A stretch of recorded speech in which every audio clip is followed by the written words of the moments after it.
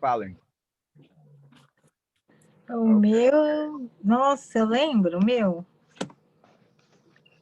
O meu dom deu serviço Aham. e o talento habilidades artísticas.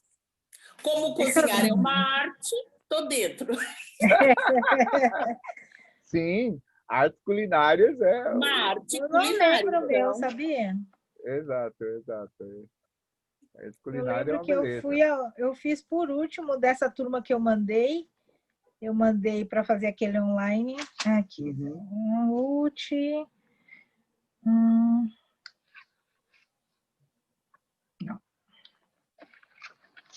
Não lembro o meu. Tá. Ok. E o seu, Ruth, qual que deu? Eu já fiz. Estou tentando abrir aqui para mim ver. Eu sei que não deu muito diferente da primeira vez, não. Tinha dado profeta, né, de dons. E aí outro eu não lembro, eu quero lembrar. Eu estou tentando abrir para me lembrar. O meu deu oração. Desculpa. Fala. O meu deu pastor Aham. e oração. Tá. Lembro disso. Eu vou tentar. Meu deu da piedade. Piedade? É.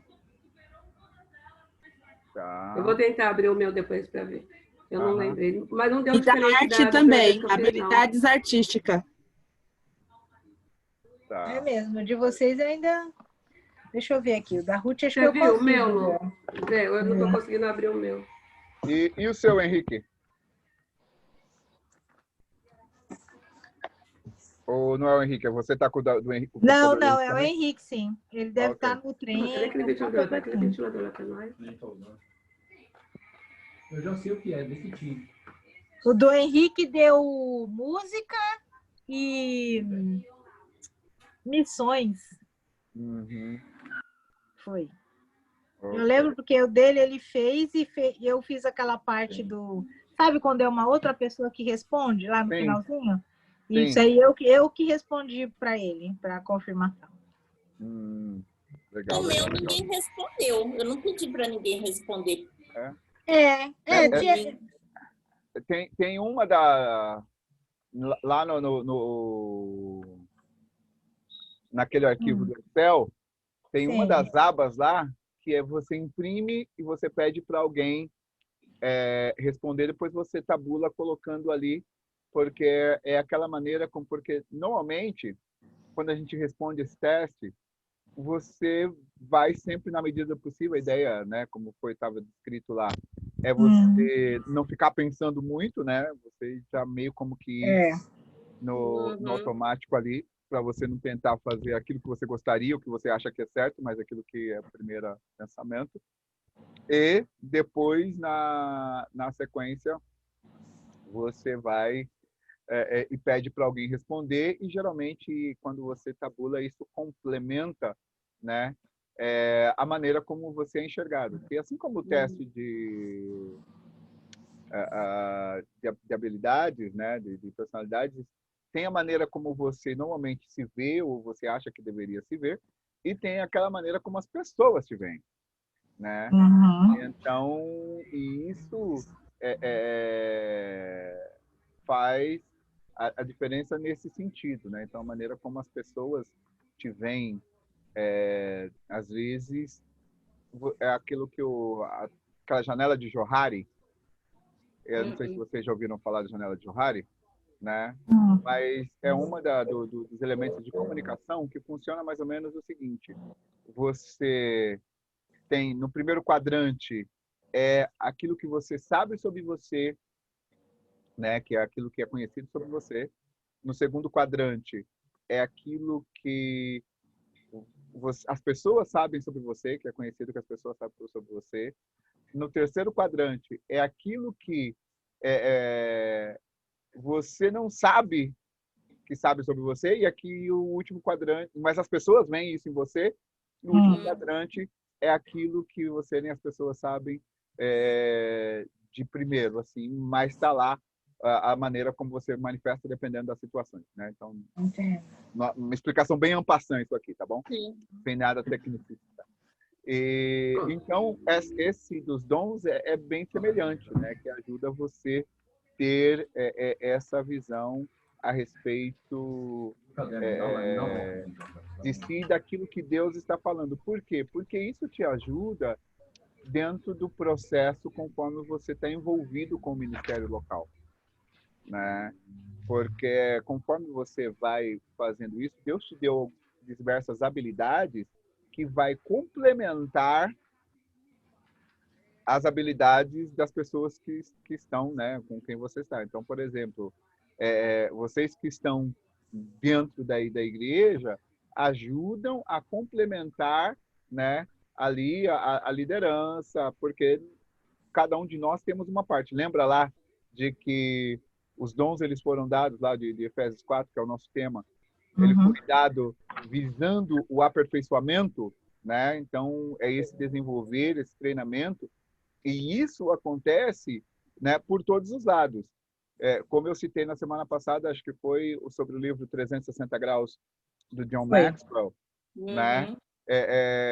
Que ele te fala, legal, você não precisa ser o líder, porque às vezes a pessoa, eu não sou o pastor, então eu não tenho função ou papel na liderança, mas às vezes Deus colocou você ali para que você possa ser uma força, uma ponte para fazer com que o ministério vá adiante nesse aperfeiçoamento dos santos, né? Então, essa é a questão. Então, quanto melhor você conhece, você sabe, mais fácil isso vai se tornando. Eu estou tentando encontrar uma versão que eu fiz de um exercício que a gente fez que ele está bem vinculado a essa questão mesmo de dons de liderança em si. Né?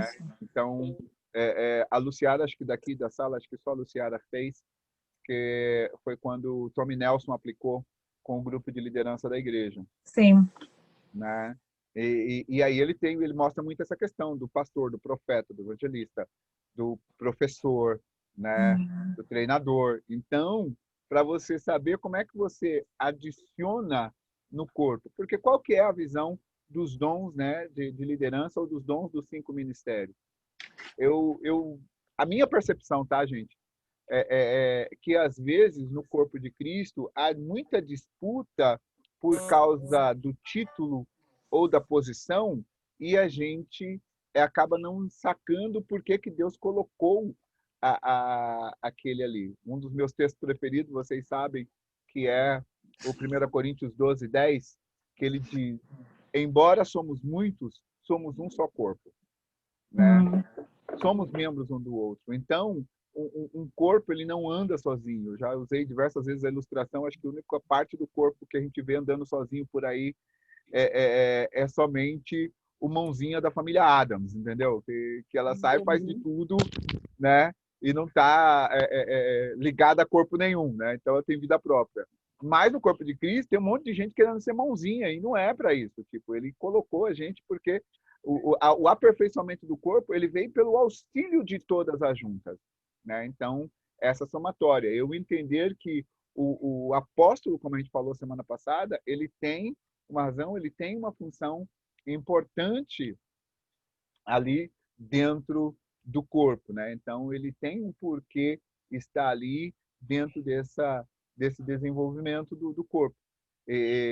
Uma vez eu vi uma ilustração falando sobre os 5 ministérios que eu achei bastante interessante, que você usa, deixa eu colocar aqui minha mão na frente, que você usa a mão, então se você parar para pensar, você tem o apóstolo, o profeta, o evangelista, pastor e o mestre. Então, num determinado aspecto, o apóstolo é o único que toca todos eles, ó. Por quê? Porque o apóstolo, ele é aquela coisa que ele foi enviado por Deus, normalmente ele levanta, ele treina, ele prepara, ele dá a doutrina suficiente, ele guarda ali a igreja das falsas doutrinas, né? Ele procura seguir essa instrução para a igreja, desenvolver a igreja naquilo que precisa, desenvolver os dons, né? Ele consegue enxergar, através do Espírito Santo de Deus, o profeta, ele consegue enxergar o evangelista, consegue ver esses dons, né? Porque Deus colocou ele ali para levantar e para edificar a igreja. Ele foi enviado, lembra que eu falei semana passada? Ele foi enviado como representante do reino de Deus. E como representante do reino de Deus, ele faz essas funções, né? Qualquer um dos outros, eles tocam, né, aquilo que seria o apóstolo, mas, por exemplo, se o profeta for... Olha só o sacrifício que é para tocar o profeta com o mestre, aqui, né? ou com o pastor, né? O mais próximozinho estaria ali o evangelista, né? Mas ainda assim... Meu dedo nem faz isso. É um sacrifício fazer. Então, eu gosto dessa ilustração porque ele mostra bem essa necessidade, essa dependência um do outro, né? Porque é preciso. E quando você para pensar dentro disso, se você quer segurar qualquer coisa, né? Por exemplo, aqui eu estou com a garrafa d'água, se você quer segurar qualquer coisa, com os 5 dedos você consegue ter uma boa segurança. Se você tentar tirar, não dá. Agora, se você estiver segurando só com 2 dedos, né, é fácil escapar, né? Agora, quando você está com os 5 dedos, você segura forte. Então, a gente trouxe isso para dentro do conceito da igreja, não se preocupando com a titulação. Porque, lembrando, você vai ter as igrejas cessacionistas, né, dentro da teologia de cessacionismo lá, que eles dizem que apóstolos, profetas, todos esses ficaram... os apóstolos terminaram com os primeiros apóstolos, né? Morreu João, lá terminou de escrever o Apocalipse, morreu, e aí para eles acabou o apóstolo, não tem mais apóstolo. Né? Esse é o conceito da teologia do cessacionismo. E a mesma coisa os profetas, terminaram os profetas da antiguidade, e aí no conceito deles não tem mais. Mas nós vamos perceber que a Bíblia ela não fala isso, né? Tanto é que Paulo fala, ele deu uns para apóstolos, profetas, mestres,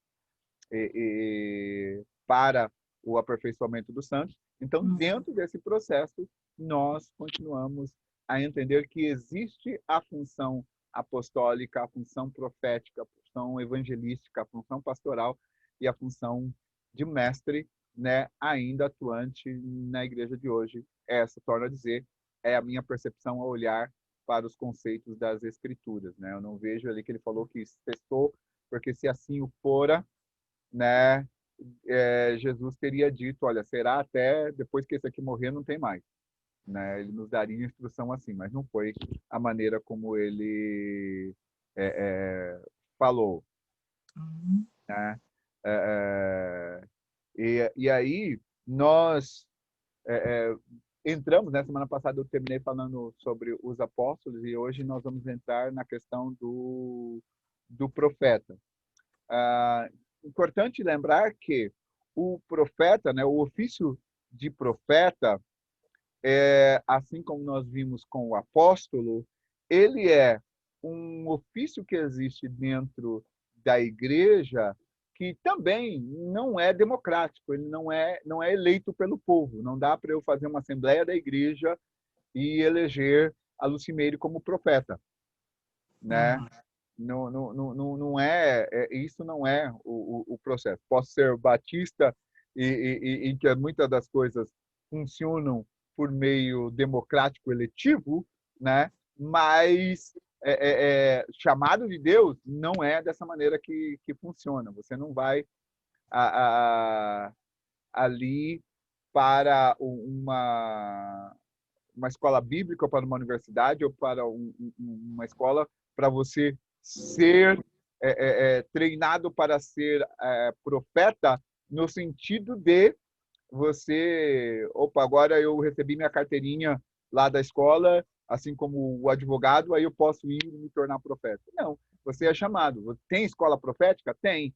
Tem as pessoas que... Tem, mas eles servem como... Deus coloca o chamado. E aí, como todos os chamados da nossa vida, esse trabalhar, há um desenvolver do chamado, né? Há um trabalhar do chamado. Você fez o teste dos dons, por exemplo, então não é aquela coisa, olha, fechado, sacramentado, escrito em pedra, não se muda mais. Deus colocou o chamado e você vai trabalhando ele, você vai desenvolvendo ele, né? Então, como nós vamos ver no evangelista daqui a pouco, você vai percebendo de que, às vezes, você começa dentro de uma progressão, né? Você começa dentro de um trabalho, às vezes, e aí Deus ele vai acrescentando, e conforme ele vai acrescentando, você vai mudando, né? Geralmente, muitas dessas coisas já estão ali inseridas, mas você percebe que há essa progressão. Por exemplo, ele chamou, vou pegar aqui Samuel, já que a gente vai entrar a falar profetas, né? Ele chamou Samuel. Samuel, nos seus primeiros anos, né? Ele estava como sacerdote. Samuel, nos seus primeiros anos, ele estava ali auxiliando o sacerdote ali, fazendo o ofício do sacerdote. Até o momento que Deus o chama, né? E vai levando ele até que ele é chamado de profeta, né? Então, existe essa mudança que Deus coloca lá no Antigo Testamento, colocado para guiar o povo de Deus, né? Mas você percebe que existe imbuído ali junto com alguns dos chamados. Então, por isso que às vezes você vê, tem gente que está na liderança de igreja, mas o chamado verdadeiro dele é profético, né? E aí, se eu entendo isso, eu tenho eu entendo que o meu chamado é profético, eu posso ser o pastor da igreja, mas se o meu chamado for de profeta, eu vou saber que vai ter aquelas horas que eu vou falar duro, né? Porque eu recebi de Deus, e aí o profeta ele não faz muita peneira, ele ouve, e ele solta, tipo assim, goste ou não goste, eu prefiro obedecer a Deus do que aos homens, né? O pastor é aquele que quebra a perna, mas coloca você no pescoço, né? E carrega junto, né? Então, o profeta ele vai mais naquela uma de quebra a perna, levanta e vai, meu filho, que você vai pulando, mas vai, né? Então, dentro desse aspecto. Então, o ofício do profeta, né? Como eu falei, ele não é preenchido por uma eleição democrática, mas é Deus que chama e separa dentro desse processo. Deus chama e Deus separa. A gente vai perceber que a grande maioria dos dons, né, principalmente falando sobre dons de liderança, é chamado e é separado por Deus. Então, às vezes, tem gente que eu vou para o seminário para ser pastor. Não. Eu vou para o seminário porque eu fui chamado para pastor. Porque o seminário ele vai me instrumentalizar, ele vai me ferramentar, ele vai me dar as coisas que eu preciso para me tornar pastor, né? Mas o chamado é Deus, não é o seminário que te faz um pastor, é Deus que te faz, é Deus que chama, né? Então, quando a gente faz, nas perguntas que tem ali no teste de vocês, você vai ver que essa pergunta que tem ali no teste, ele mostra para você alguns indícios que normalmente é o seu comportamento natural. Então, você tem aquele cuidado pastoral. Então, por exemplo, o da Luciara que deu pastor. Né? O meu deu ensino, dom, ensino, habilidade, pastor. Então, por quê? O último que eu fiz. Porque o pastor, o que é que ele faz? Ele, tanto é que algumas áreas, né? Deixa eu só dar um passo aqui antes de falar o que o pastor faz. Algumas áreas, você vai ver o quê?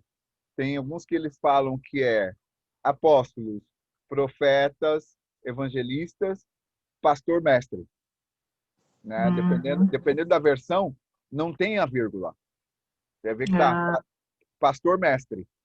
Né? Porque é onde alguns fazem a leitura de que essas duas coisas geralmente andam juntas, né? O pastor e mestre geralmente andam juntas, né? Mas a gente sabe que tem aquele que tem uma tendência muito mais forte, um dom muito mais forte de ensino, né? Do que de pastoreio. Ou seja, porque o pastor é aquele que cuida e, ao mesmo tempo, ele ensina. O cuidado dele é ensinando. O cuidado dele é como de um técnico, né? Em que ele vai, ele mostra para você como é que é a jogada, ele te explica como é que você faz, ele vai o processo com você, ele caminha com você, mas na hora de entrar no campo, é você que joga, né? O máximo que ele faz, ele está aqui do lado de fora, né? Que é a parte do técnico, do coach, que é exatamente essa questão que ele está ali para o seu apoio, né? O mestre, o professor é aquele que vai e te mostra, olha, é isso, isso, isso, e termina mais ou menos ali. Então, você vai fazendo esse casamento. No caso do profeta, né? Deus chamou, Deus separa, e aí você vai percebendo que é Deus que escolhe a pessoa, e uma das coisas é, Deus não escolhe, não tem nada a ver com personalidade, não tem a ver com educação, não tem a ver com posição pública. Eu não posso escolher alguém para ser profeta por popularidade. Olha, a Ruth é bem popular, ora bastante, então ela vai ser profeta. Não sou eu que faço. É Deus que vai e chama. E quando Deus aponta alguém para profeta, as pessoas não têm nada a ver com isso. Né? Tipo assim, eu não tenho voto. Eu não posso falar, Deus, eu não gosto de fulano como profeta aqui na igreja, eu quero Beltrano como profeta na igreja. Não sou eu que escolho. Né? A igreja é de Jesus Cristo, a cidade é de Jesus Cristo, e é ele que vai lá e faz essas indicações. No Antigo Testamento, né, o profeta ele era enviado por Deus para liderar as pessoas. E o profeta naquela época também ele era chamado de vidente, né? Alguém abre para mim? Deixa eu ver que eu acho que nessa corrida eu vim aqui para cá sem a minha Bíblia. Eu tenho os textos anotados, mas estou sem Bíblia. Tá aqui. Deixa eu achar uma Bíblia aqui. 1 Samuel 9:9. Essa Luciana que entrou na sala é a Luciana, sua irmã, Lu? É. Paz, Luciana. Tudo bem, filha? Ok. Oi, paz, tudo bem? Oi, boa noite. É que eu me perdoa o atraso, é que eu fiquei sem bateria, mandei um zap para a Fernanda não respondeu, e agora eu tô aqui num empréstimo, então eu instalei num telefone para mim poder continuar, mas eu tô andando, tá bom? Mas eu tô aqui ouvindo tudo, tá? Não, tá tranquilo, tá tranquilo. Também comecei agora há pouco. Você entrou, eu tinha acabado de começar. Porque eu também tive problema aqui, não consegui entrar. Mas fica à vontade. É só para eu saber com quem que eu estou falando, que aí eu sei as pessoas nesse sentido. Mas vamos lá. O 9:9 de 1 Samuel. Antigamente em Israel, quando alguém ia consultar a Deus, dizia: vamos ao vidente, pois o profeta de hoje era chamado vidente. Tá? Então, nós vemos aqui que o profeta, naquela época, também era chamado vidente. Por quê? A palavra usada aqui, você tem Ra, tá? Você escreve R-A'-A-H, tá bom? Ra. Eu sou mal para pronunciar o hebraico. Então, e eu não peguei a colinha com meu amigo estocheiro. Então, ele significa ver ou perceber, né? Então, o verbo ver ou perceber. E quando você tem e aí, então, ele fala sobre o que quer dizer, né, esse ministério do profeta. E também a palavra Hofen, né, que quer dizer observador de visões. Né? Você escreve chosen com Z, né? Choser. Choser, se não me engano, mais ou menos. Ele dá o CH, se me falha a memória, ele dá o som de ser como se fosse CR, né? Closer. E aí observador de visões, tá? E ele é usado para traduzir como vidente ou profeta, né? Então aí você vai percebendo que o profeta ele tem esses são os profetas. Nós vamos ver que parte do trabalho a Bíblia em si, né? Vamos voltar um pouquinho atrás antes de falar aqui um pouco mais sobre os profetas, né?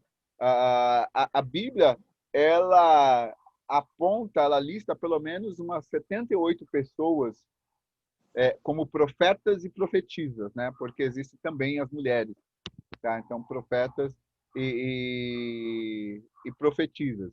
E aí isso dá para dar uma percepção da função do trabalho, né, de conhecimento ali relativo aos profetas de Gênesis a Apocalipse. Você vai vendo essas questões ali do profeta que vai estar sempre permeado dentro disso. Alguns, por exemplo, apontam Adão como sendo um dos primeiros profetas no sentido daquele que viu, porque lá em Gênesis 2:19 fala que Deus criou, né, toda a criatura do pó da terra, né, e também as aves do ar, e os trouxe a Adão para ver como ele os chamaria. Essa ideia, esse conceito do ver como ele chamaria, e aquilo que Adão o chamasse, essa seria o nome deles, né? A ideia é exatamente isso, que era a percepção de Adão, né, ao ver aquele animal que trouxe-lhe o nome, que deu-lhe o nome, que deu-lhe a função, que deu-lhe ali a distinção daquilo como ele seria chamado, traz exatamente esse conceito do vidente, né? Alguns teólogos eles olham por esse lado aí nesse sentido. E aí, a partir de Adão, você tem Enoque, você tem um monte de pessoas, mas eu não vou entrar aí por todos os profetas listados, porque senão eu teria que, né, fazer uma aula só de profecia nesse sentido para a gente, tá?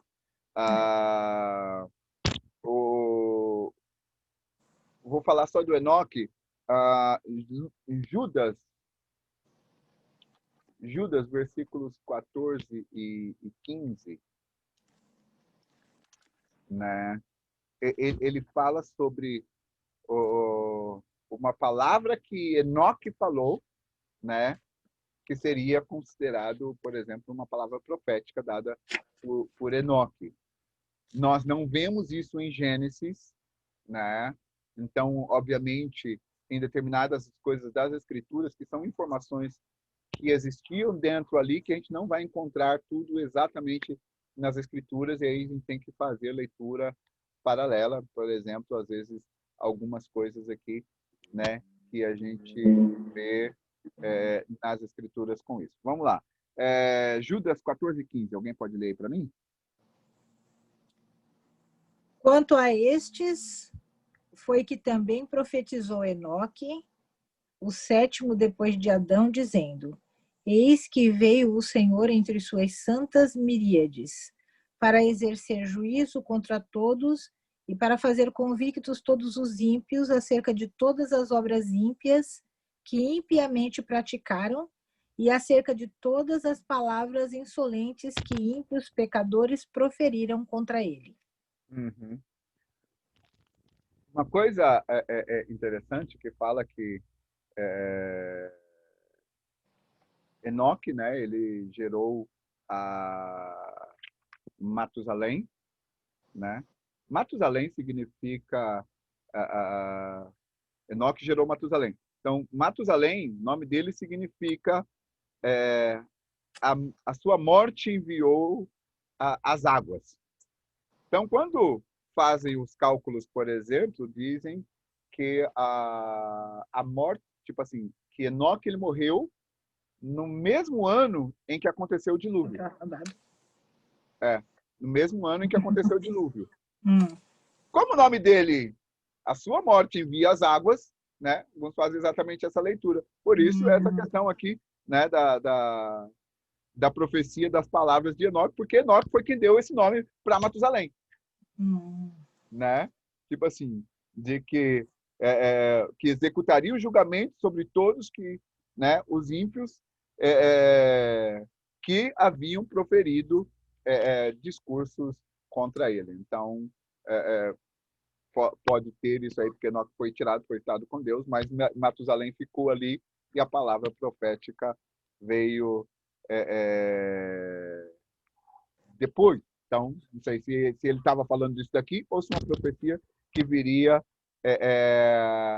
adiante referente ao filho dele, né? Então, essa é a grande questão. Mas é só para pontuar que a Bíblia ela mostra que teve pessoas que viram. Então, o profeta em si, né? A gente começa a perceber de que existe, antes mesmo da palavra profeta, vamos dizer assim, ter surgido, ou a gente ter visto o ministério dos profetas sendo levantados a partir ali de Samuel. Né? Ou existiam os videntes, ou os oráculos, e etc. e tal, que assim fazia. O profeta, ele vai sempre fazer o quê? Aquilo que Deus disse, ele sabe que vai acontecer. Então, o profeta fala o que Deus falou. Ele não fala de si mesmo, ele não fala do seu próprio achismo, mas ele vai trabalhar dentro disso. Você vai ver que aí, por exemplo, na sua apostila, falando sobre os profetas, parte da função dos profetas era predizer eventos e avisar as pessoas do perigo, como acontece com Ágabo lá em Atos 11, 28, né? E no 21, 20, quando prediz de perigos que viriam, né? Então, nós vemos dentro dessas características aí dos profetas. Então, nós temos no Antigo Testamento ainda, por exemplo, nós temos depois o Números 11, quando ele fala sobre os 70 que receberam o mesmo Espírito que Moisés, que Deus tirou do Espírito que estava sobre Moisés e compartilhou com os 70 que apoiavam ele. E aí, então, quando o Espírito pousou sobre eles, eles começaram a profetizar e não pararam, né? Então, você vai percebendo que existe essa condição. Qual que era a ideia? Era exatamente de poder falar daquilo que Deus estava falando. Deus, ele usa os profetas para estabelecer aquilo que ele estava dizendo. No Novo Testamento, 1 Tessalonicenses 5:20, alguém usa para mim, alguém leia para mim, por favor. E outra pessoa já leia o Atos 20 e 23. A sua apostila tem mais outros textos, depois você pode ler.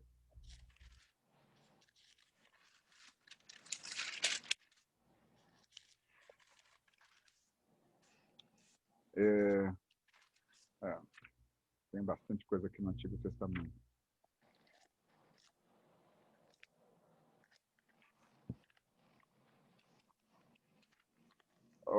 Alguém achou? Eu já abri Atos. Vamos lá. 1 Tessalonicenses 5:20. Leia o Atos 20 e 23, enquanto alguém aí abre Atos. Tessalonicenses 5:20. Tá. Atos 20 e 23. Senão que o Espírito Santo, de cidade em cidade, me assegura que me esperam cadeias e tribulações. É isso? Uhum. O que é que a gente vê aqui? A palavra, ela vem porque quando nós olhamos para o Novo Testamento, nós vemos no Novo Testamento, por exemplo, nesse aspecto do profeta, de falar aquilo que Deus está falando, nós vemos Pedro, nós vemos Paulo, nós vemos Tiago, nós vemos João falando, né, daquilo que Deus havia falado, ou seja, ele pregando o cumprimento de coisa que eles viram, né, daquilo que foi falado por Deus. Por exemplo, quando Pedro vai e prega a respeito da profecia de Joel, e aí ele vai lá e fala sobre os sinais da segunda vinda de Jesus, 1 Pedro Um fala isso. E aqui nós vemos exatamente Paulo quando ele está falando, exatamente, olha, o Espírito Santo foi me falando. E essa é a grande característica do profeta. Você ouve de Deus, você ouve o que Deus está falando e você fala o que Deus está falando. E confirma o que Deus havia falado. Então, a palavra ela vem para selar aquilo que Deus estava dizendo, ou aquilo que Deus disse a respeito do que iria acontecer. Porque uma vez que Deus falou, ele vai caminhar, a não ser que o próprio Deus coloca uma condição, né? Ele coloca um se, então depende da resposta do homem ao ser de Deus. Mas quando Deus ele fala de modo determinado, por exemplo, como é o texto de Joel, que ele fala, e acontecerá nos últimos dias que encherei toda a carne do meu Espírito Santo. E aí quando eles ouvem falar em novas línguas ali, com o derramar do Espírito Santo, Pedro ele vai lá e fala, olha, aquilo que está acontecendo é aquilo que Deus disse através do ministério de Joel. Tá? Quem achou o Tessalonicenses 5:20? Eu. Não tratem com desprezo as profecias. Uhum. Sim, por quê? Que é que ele estava falando, olha, vai ter a profecia. Por isso que eu não posso falar necessariamente de que a profecia acabou com os profetas do Antigo Testamento. Porque senão não faria sentido esse escrito de Paulo aqui. Né? A gente vai perceber que em Coríntios ele fala isso, né? Lá no 1 Coríntios 14, que ele fala, olha, busquem com zelo os dons, e principalmente de profetizar, porque quem fala em profecia, edifica a igreja. Né? Embora as pessoas colocam a questão da proclamação, a gente precisa fazer a distinção, porque a proclamação ela tem a ver com você anunciar as boas novas. Né? A proclamação ela tem a ver com isso. Então, a pregação do evangelho, o que é? É eu anunciar as boas novas. Dentro da proclamação, eu posso ter um alerta profético? Eu posso ter um alerta profético quando eu falo das coisas que vão acontecer. Né? Ou daquilo que Deus mostrou que vai acontecer. E aí é onde fica.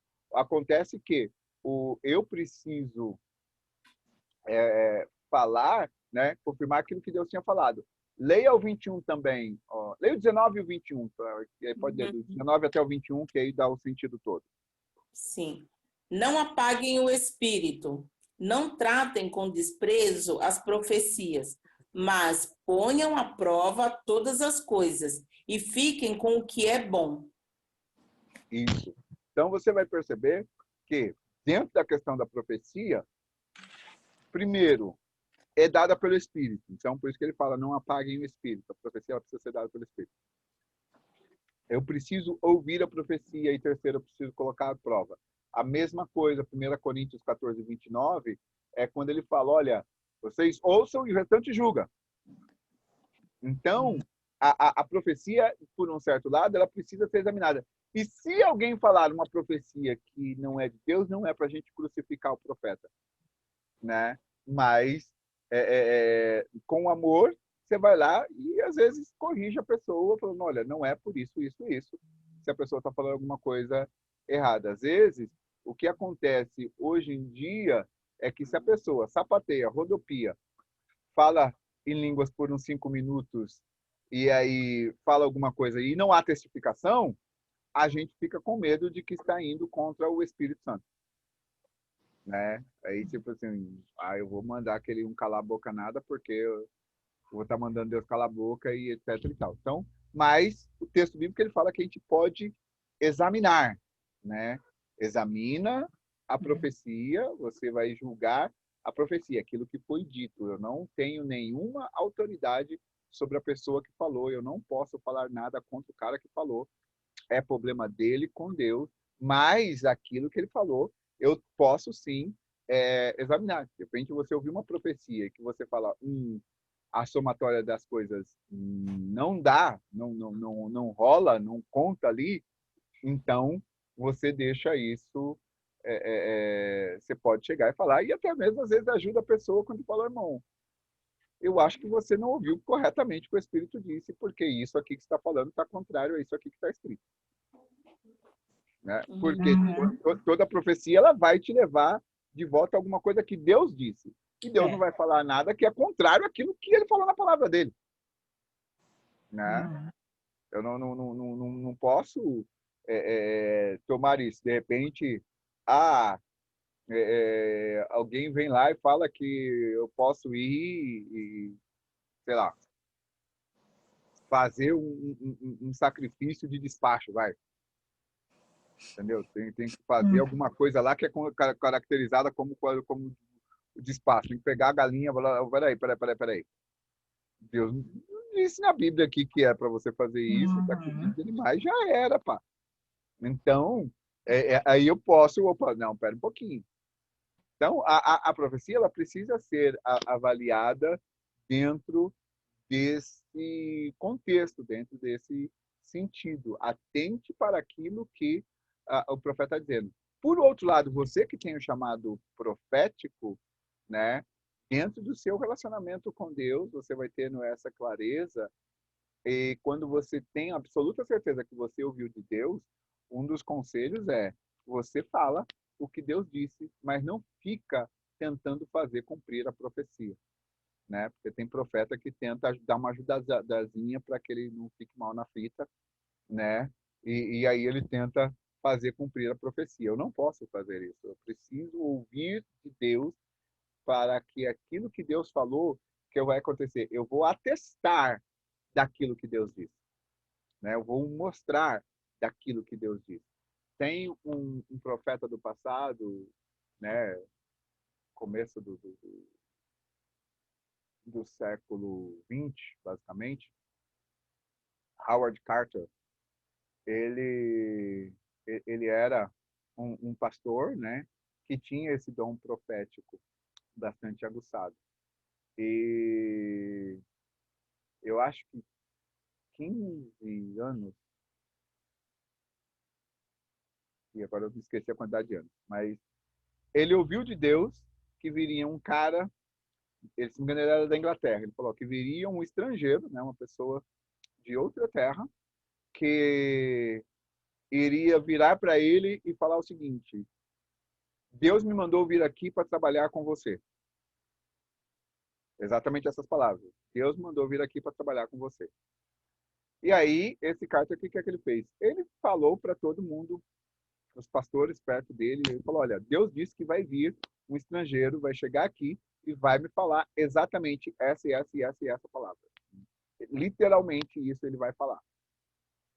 E passado alguns anos, aí teve um pastor americano, né, o Lester Sumrall, que ele foi chamado, né, por Deus para ir trabalhar com esse cara. Ele falou, vai lá e encontra o Howard Carter, você vai trabalhar com ele.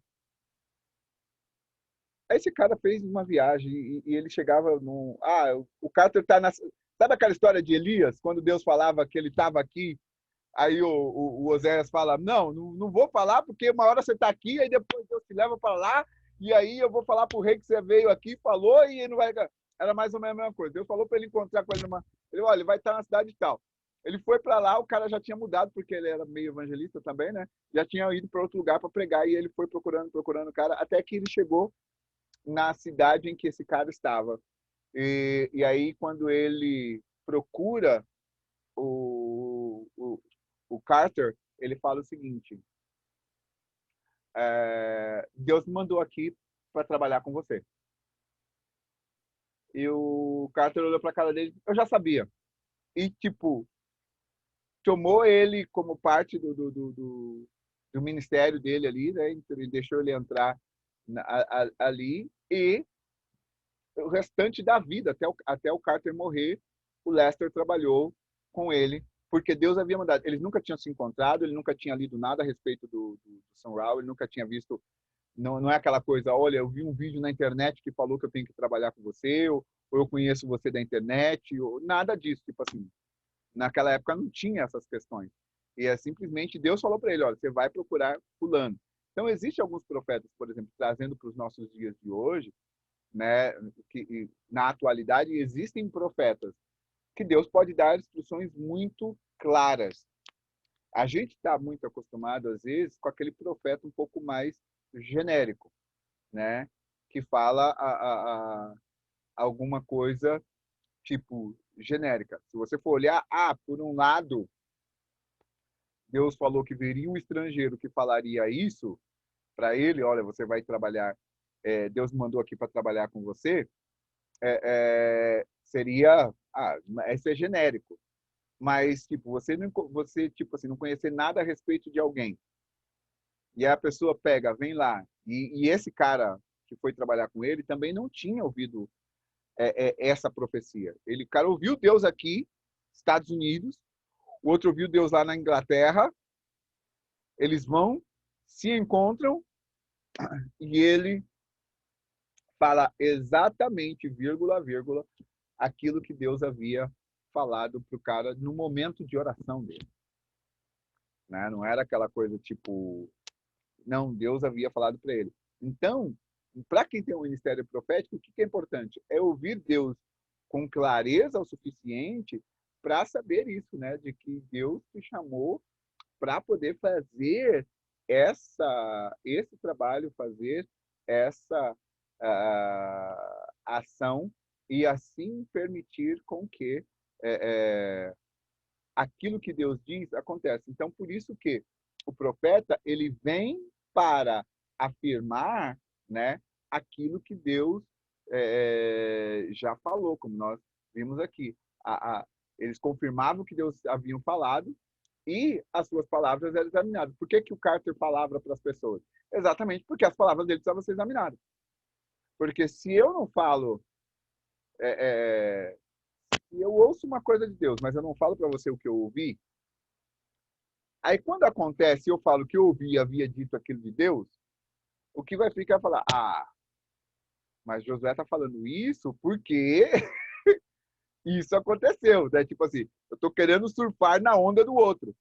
Agora, é outra coisa quando você chega e fala, olha, eu ouvi Deus falar isso e isso. E aí passa 6 meses, aquilo que você ouviu falar acontece. Né? Eu não sou, de modo algum, profeta. Mas no começo do ano, durante os 100 dias de oração do começo do ano que a gente estava fazendo, eu me lembro que eu estava com a Regina, e estava, acho que a Regina, a Marina, acho que o Juninho, etc. e tal, que eu falei, tanto é que eu achava que a gente ia ter que fazer uma conferência, alguma coisa assim. Né? Deus falou exatamente para mim o que era. Tá? A gente estava lá no momento de oração e eu vi isso, tipo assim, a data, tipo, como se fosse de 24 a 27, 21 a 27 de junho de 2020. Até a gente falou, escreve, porque se Deus falou alguma coisa, vai passar por aí. Até eu achei, falei, cara, será que eu vou ter que fazer uma conferência de uma semana? Vai ser... O que será que vai ser essa questão? Pois bem, foi exatamente o período em que o Júnior, né, da Milka faleceu e a mãe dele também. Né? Então, basicamente, teve esse, e o Laércio, bem esse, que foi um baque para a igreja nesse sentido. Né? Porque a gente não contava necessariamente que o desfecho teria que ser aquele. Né? A gente estava... até então, a gente estava tendo esses baques, mas eram de familiares próximos das pessoas, aqueles que foram contaminados, etc. e tal, foram ficando sãos. E aqueles que pegaram falaram, não, mas esse cara se recupera. E não foi assim. Né? Então, é aquela coisa. Então, às vezes, Deus ele vai mostrar para você antes. Se eu não tivesse comentado com ela, tanto tipo, é por isso que eu falo que eu não sou profeta, porque eu não gravei tudo que Deus falou, né? Mas se eu não tivesse comentado com a Regina, né? Quando eu ouvi, ela que falou, pastor, né? Ela estava nos Estados Unidos e falou, pastor, lembra o que Deus falou no começo do ano? E aí foi que eu fui procurar meu caderninho lá e estava lá anotado 21 a 27 de junho. Então, o profeta ele tem essa coisa. Se você ouviu de Deus, fala sem medo porque você ouviu de Deus. Não porque você está procurando o exaltar-se. Né? trazendo a questão do profeta do Antigo para o Novo Testamento, etc. Mas quando você sabe que você ouviu de Deus, você pode fazer isso. Por isso que é importante a gente entender que a parte da função do profeta é ver aquilo, é prever o perigo, é conhecer, né, aquilo que há de passar, que Deus traz a revelação, porque Ele é aquele que traz a palavra, Ele é aquele que traz a revelação, né? Então, quando nós temos essa direção, a gente pode, então, ir ali e falar. E quando você fala antes do acontecido, é melhor porque se confirma a palavra, porque as pessoas, opa, não, peraí, a Ruth já tinha falado isso. A Lucimeire, a Luciana, a Luciara, falaram isso, tipo, 2 meses atrás, 3 meses atrás, 6 meses atrás, etc. e tal, né? Uma coisa interessante que eu achei que legal desse tal do Carter é que ele falava para aqueles pastores que estavam ali próximo dele, né? Para quê? Porque quando acontecesse, essas pessoas saberiam e poderiam confirmar de que verdadeiramente era uma palavra de Deus.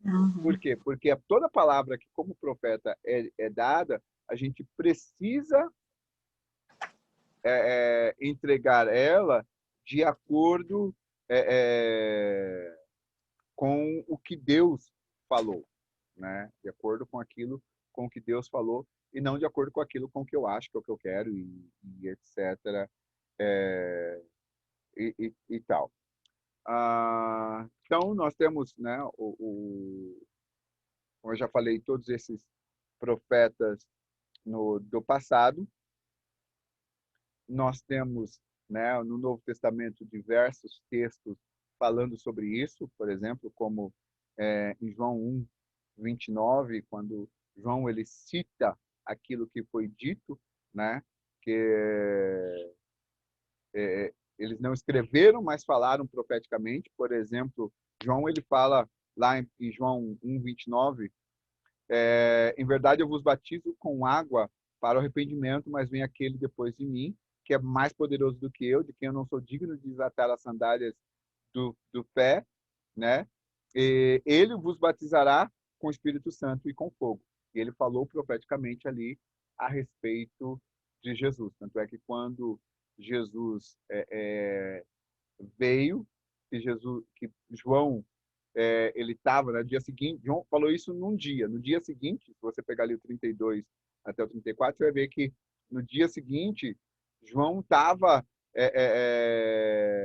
lá e viu Jesus vindo, né? E quando ele viu Jesus vindo, ele falou: eis aí o Cordeiro de Deus que tira o pecado do mundo, né? E ele deu testemunho disso. Então, ou seja, a gente vai perceber que ele falou de modo profético. Nós vemos Zacarias em Lucas 1:67 até o 71, também ali a profecia de Zacarias, que fala que Zacarias, cheio do Espírito Santo, profetizou dizendo: bendito seja o Senhor Deus de Israel, porque ele visitou e redimiu o seu povo e levantou o braço da salvação na casa do seu servo Davi, né? Então, essa fala de Zacarias, ele falou, né? O texto bíblico está falando aqui, ele profetizou. Por isso que a gente acredita que não parou ali, né? A gente vê esses exemplos no Novo Testamento e depois o próprio apóstolo falou, e ele mesmo deu uns para apóstolos e outros para profetas, né? Então, em Atos 21, a gente vê Ágabo, que também pega lá o cinto de Paulo e profetiza sobre ele, amarra ele, fala, olha, assim, de quem pertence esse cinto, ele vai ser levado, conduzido, etc. e tal, falando sobre o sofrimento que Paulo teria que passar. E aí, se vocês lembrarem lá em Atos 9, quando Paulo é salvo, né? De que a fala do Espírito Santo para ele foi, ó, você vai ver o quanto lhe recalcitrar pelo meu nome, ou seja, quanto dói você ser preso. E aqui Ágabo veio e fala para ele exatamente isso, olha, o dono desse cinto, ele não sabia nem de quem era, mas ele amarra Paulo e falou, cara, o dono disso aqui vai passar por essa situação, né? Então, ele falou, né, Ágabo falou sobre essas profecias, e as profecias dele aconteceram exatamente como ele havia predito. E essa é uma característica de um verdadeiro profeta. O profeta, ele vai falar exatamente aquilo que Deus falou, e a coisa ela vai acontecer do jeito que aquilo que Deus falou, a não ser que Deus coloca um "se", em que existe, quando ele coloca "se", aí a resposta da pessoa que recebeu a profecia vai depender. Exemplo disso, Jonas, né? Tanto é que Jonas, ele chega na cidade de Nínive, a fala de Jonas mais um pouco de tempo e Deus vai perverter essa cidade, Deus vai destruir essa cidade. Quando o rei ouve ele falar isso, vai lá, convoca um arrependimento, se arrependem, se voltam para Deus. E aí, quando Deus ouve o arrependimento deles, então ele vai e não realiza o mal que havia dito, porque ele precisava desse arrependimento. Que é aí quando o Jonas fica bravão lá com Deus, porque Deus tinha falado, falou, olha, eu dei a condição e houve arrependimento. Se houve arrependimento, será que eu não vou ter pena? Você não teve pena da planta que nasceu, você não fez nada para ela nascer e morreu, você está aí reclamando que ela morreu. E quanto mais 120 mil pessoas que não sabem a diferença da mão direita para a mão esquerda. Né? Então, é essa mais ou menos a dimensão. É como se Jonas tivesse percorrido, se eu fosse colocar nessa questão talvez de dimensão, como se ele tivesse percorrido toda a Brasilândia aqui, falando para a gente de que mais um tempo e seria pervertido. Mas bem que está na hora de ter um Jonas falando isso para a gente aqui. Mas, anyway, isso aí é outra conversa, outro dia. E depois nós vemos em Atos 13, né, também uma outra declaração aqui sobre o profeta no Novo Testamento, em que ele estavam reunidos, né, mestres e profetas, e o espírito de profecia veio sobre a Antioquia, né, ali ele estava reunido na igreja de Antioquia, e aí tinha profetas e mestres, Barnabé, Simeão, o Lúcio de Cirene, Manaém, né, que havia sido criado com o Herodes, o tetrarca, e Saulo, né, e eles estavam ministrando diante ao Senhor, ou seja, estavam servindo diante ao Senhor, jejuando, e aí o Espírito Santo falou, separa Barnabé e Paulo. Né? Então, conforme nós estamos nesse processo de jejum e oração, abre a liberdade, né, abrindo aqui um espaço para falar isso, como o espírito de profecia vem quando a gente está nesse tempo de servir a Deus, jejuar e orar.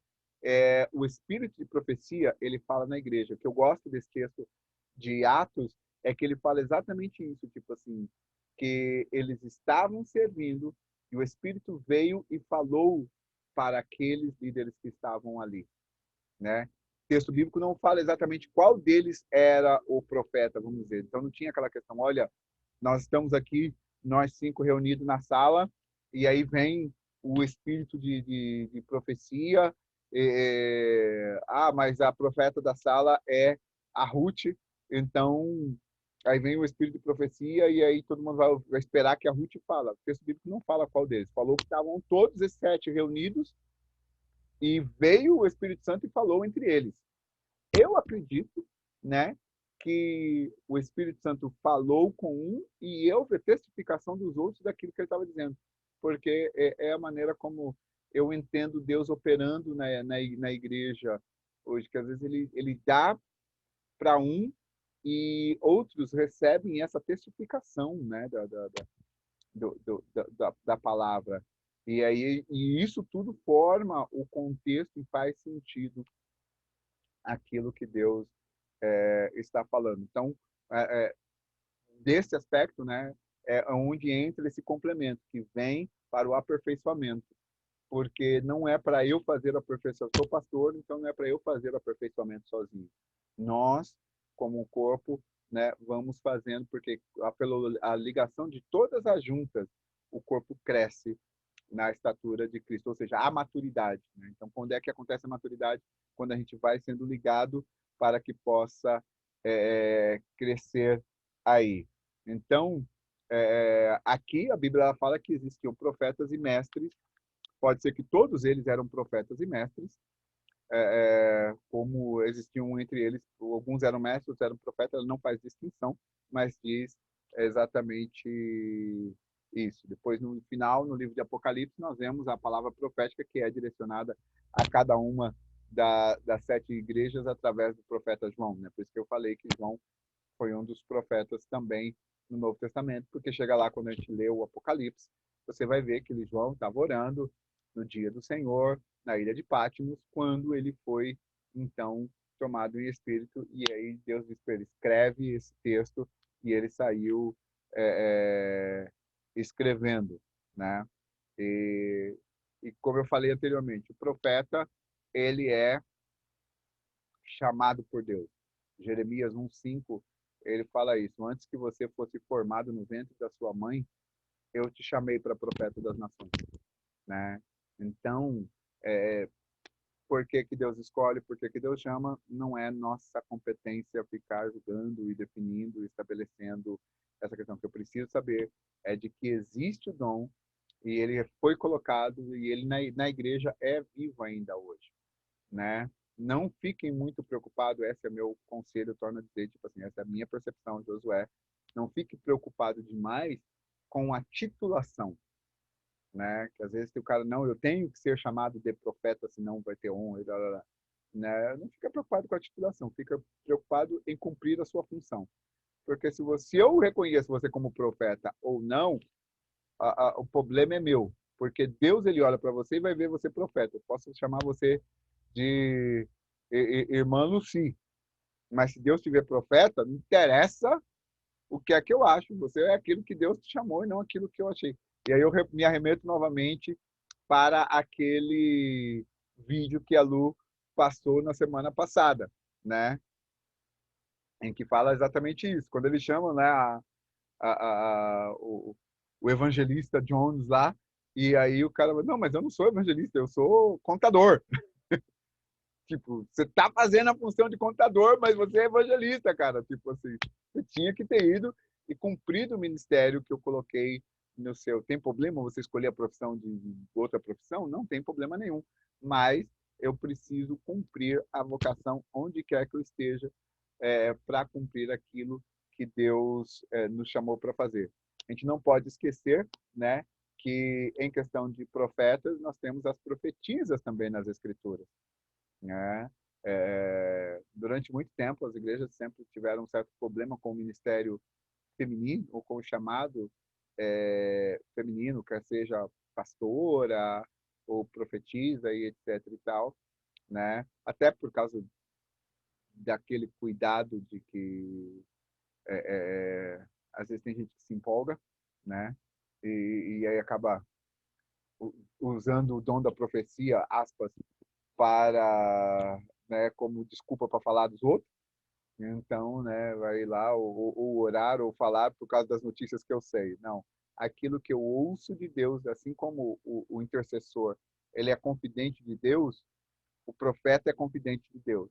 E aí, quando Deus te dá como uma palavra profética, você vai falar o que Deus está falando e ponto. Você não acrescenta, você não fica tentando explicar a profecia, né?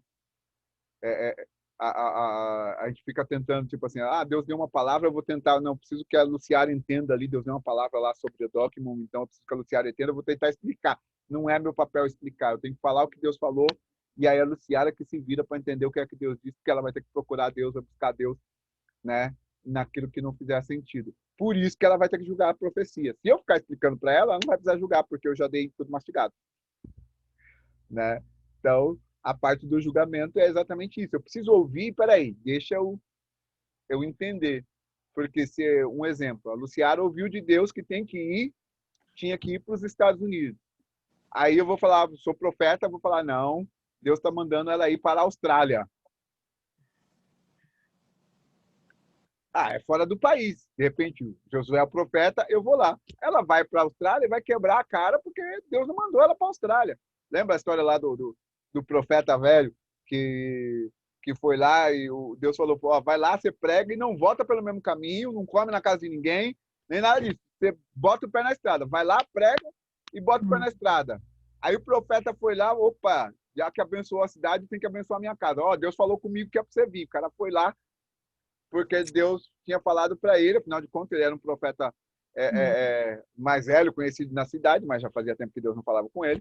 Aí, quando o cara estava sentado na mesa, aí sim Deus usou a boca do profeta velho, falou para ele, falou, ó, o seguinte, eu falei para você que não era para você voltar pelo mesmo passo. Então, você não vai sair.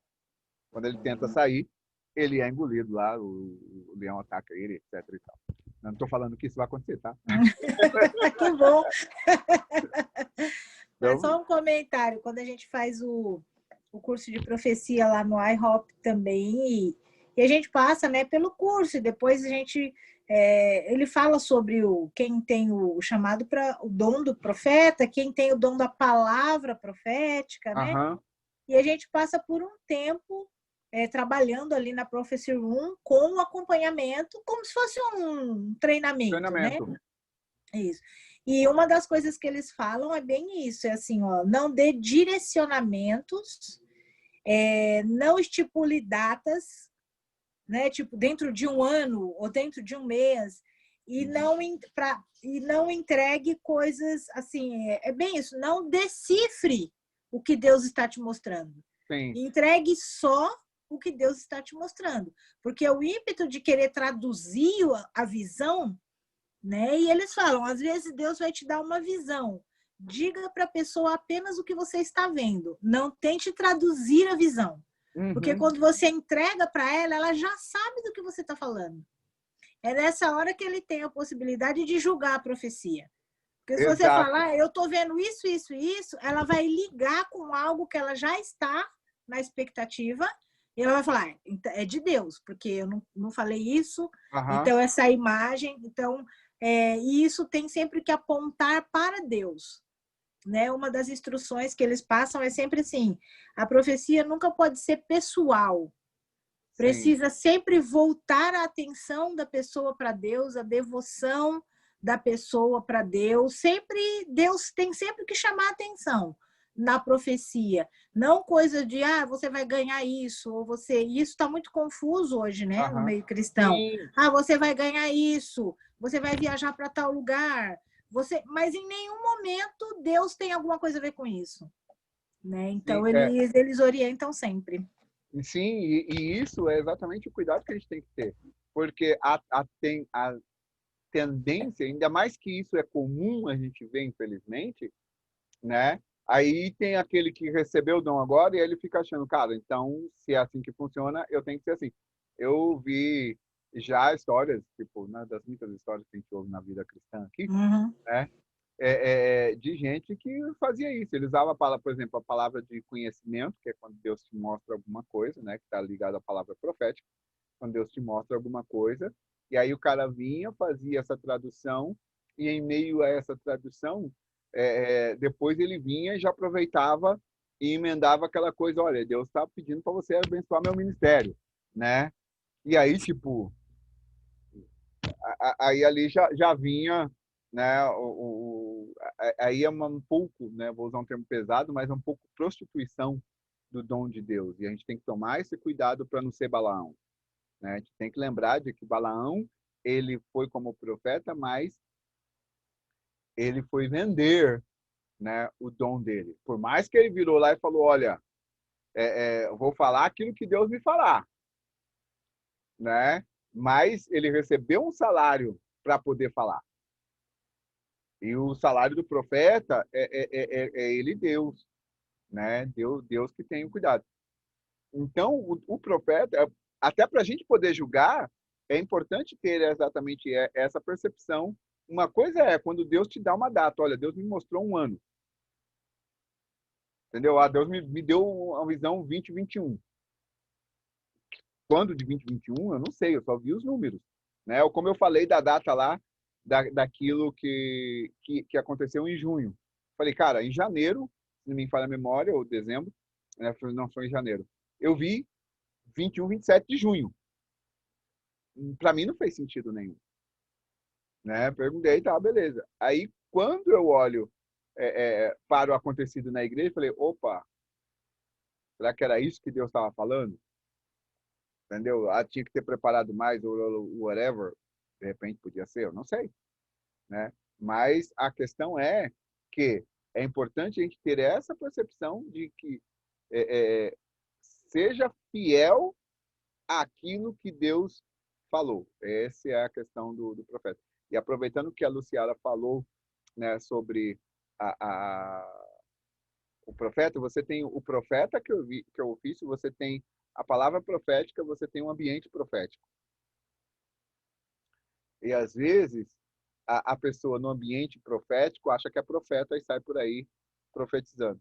Porque uma das coisas que o encargo de profeta ele traz é o seguinte: você ouve de Deus e você fala de Deus e vai ser preciso, vírgula a vírgula.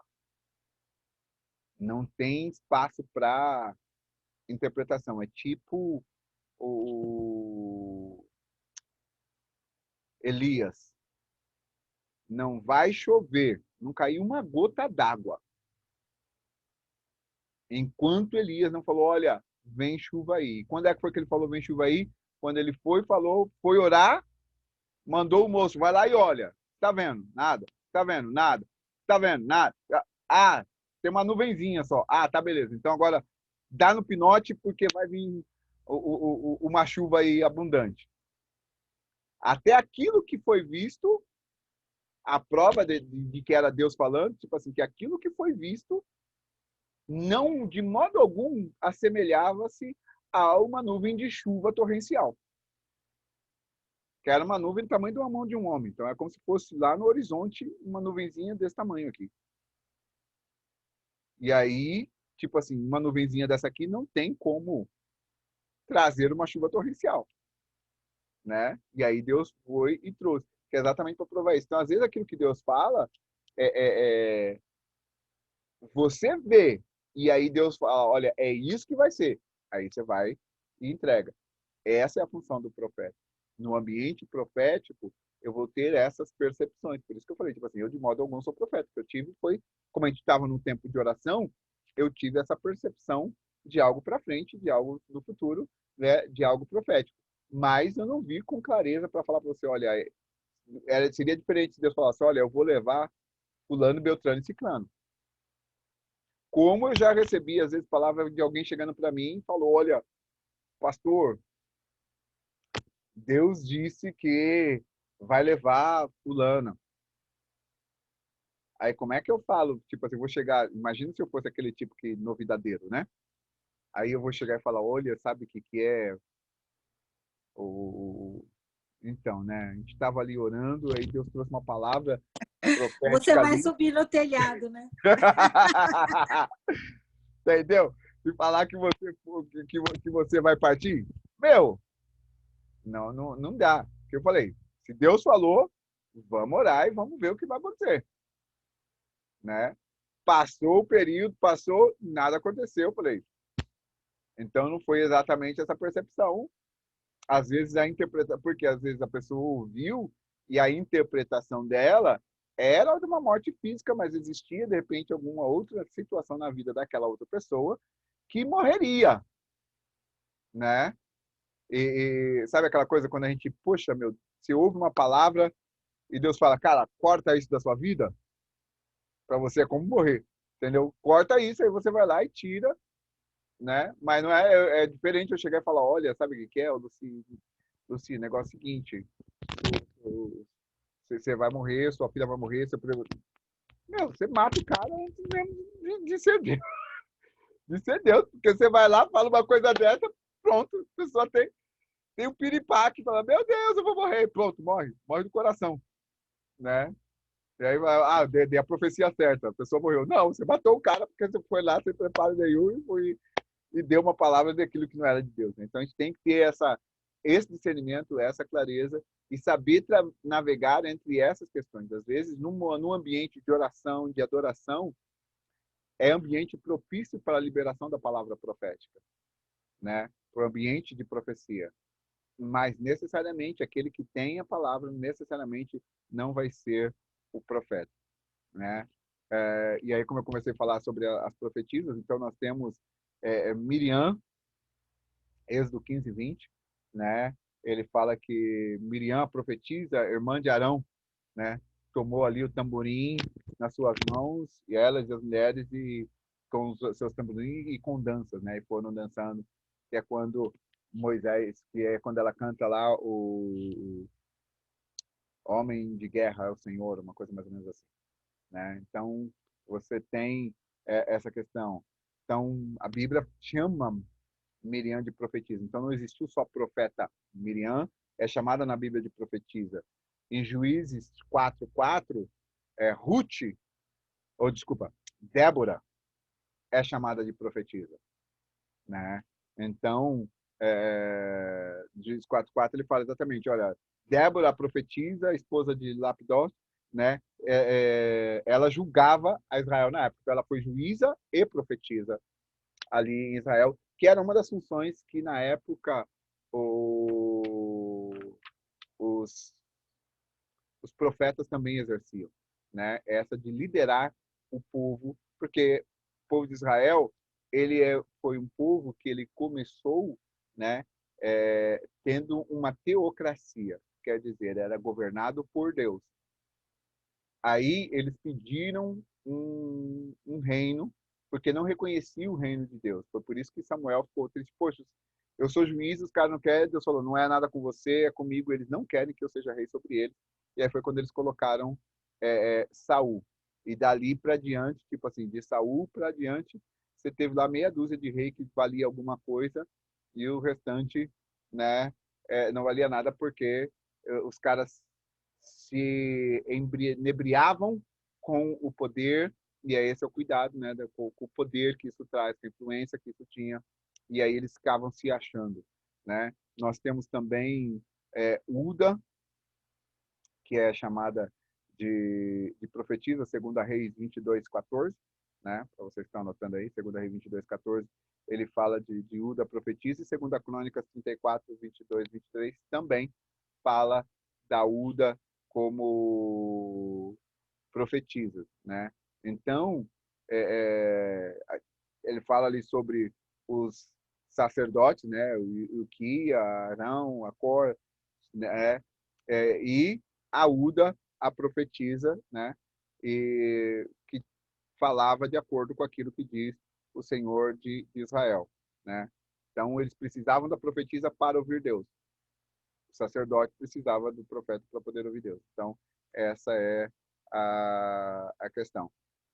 Lembrando que, né, a Bíblia ela fala que vão ter falsos profetas, né? E aí a gente volta naquela questão. Se não existir os profetas, né, como é que a gente vai saber que vai ter falsos profetas? Porque a declaração de Paulo é o seguinte, olha, nos últimos dias surgirão falsos profetas. Se os profetas tivessem encerrado, provavelmente que Jesus falaria o seguinte, e nos últimos dias vão surgir profetas. Né? Por quê? Porque terminou aqui, nos últimos dias vão surgir profetas. Mas ele fala, vão surgir falsos profetas. Logo, a leitura se existe falso profeta, existe profeta verdadeiro. Assim como se existe verdade, se Deus está procurando verdadeira adoração, é porque existe a adoração falsa. Né? Então, é sempre importante a gente fazer essa leitura. Por exemplo, o exemplo de falso profeta nós temos em Neemias 6:14, né? Nós vemos ali, né, que Tambalate e Sobias, né, e Tobias, eles foram lá e usaram, tipo assim, o profeta Nodias e o restante dos profetas para tentar instilar medo em Neemias daquilo que Deus havia falado para ele. Uma das coisas que é importante a gente perceber, o falso profeta, ele sempre vai desviar daquilo que Deus fala, né? Essa é a função do falso profeta, de tirar, né, Deus da equação. Ele vai falar uma coisa, Deus está falando uma coisa o falso profeta vai falar outro. Nós vemos diversas situações em que isso acontece. Tá? Então, a gente precisa estar atento aí contra as falsas profecias. E depois, deixa eu ver quanto tempo eu tenho, que eu achei que eu ia falar um pouquinho. Nossa, já deu hora.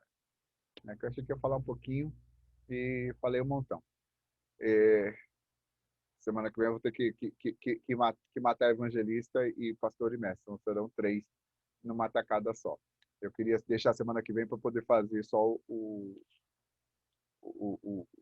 o teste lá, né? Para a gente conversar. É porque a gente entrou um pouco mais tarde. No começo deu todo aquele... Porque deu erro aqui no computador. Mas em nome de Jesus, né? Semana que vem meu computador vai estar aqui e não vai falhar mais. Jesus, eu creio.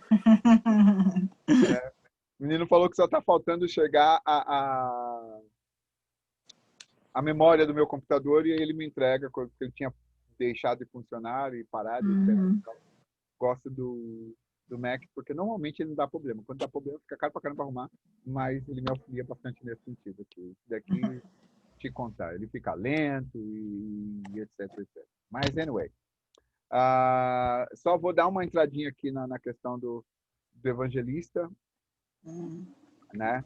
Que é o seguinte, tá? Então, essa é a questão dos profetas. Na questão do evangelista, né?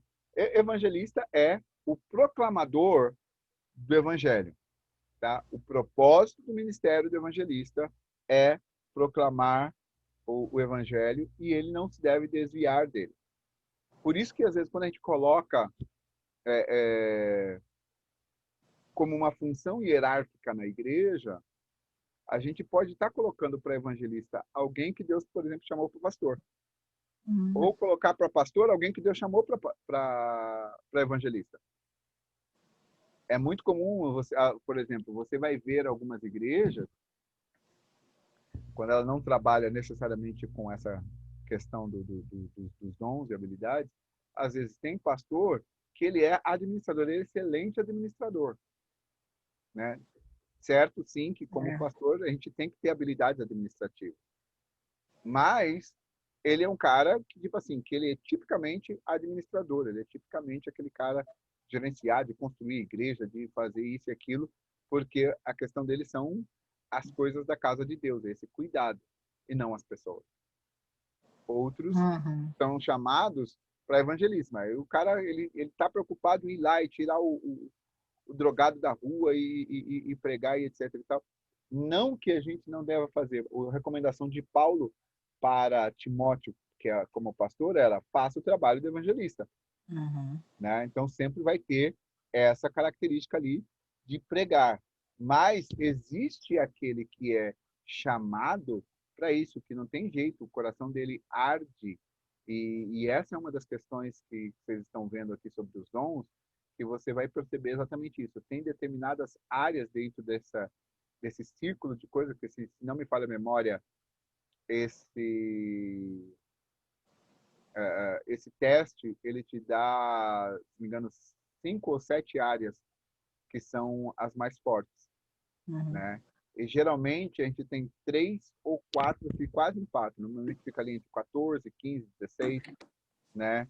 Então, normalmente essas são as 3 que estão em maior destaque ali, né? Que são aspectos que se entrelaçam dentro de um determinado chamado. Mas quando a Bíblia está falando aqui, ele deu alguns para evangelistas, o evangelista ele tem essa característica de sair e pregar, ele não se desvia desse processo. A pregação do evangelista, ela trata sobre o amor e perdão de Deus, né, e de que a salvação está disponível, né? E essa é basicamente a mensagem. O evangelista, ele não prega, né, de modo condenatório. Ele prega a respeito do amor de Deus. Acho que o maior exemplo contemporâneo para nós de evangelista é Billy Graham, né? É um dos maiores modelos e exemplos nesse sentido, né? Por isso, tanto é que ele é um dos caras que foi transdenominacional, que o pessoal reconhece isso.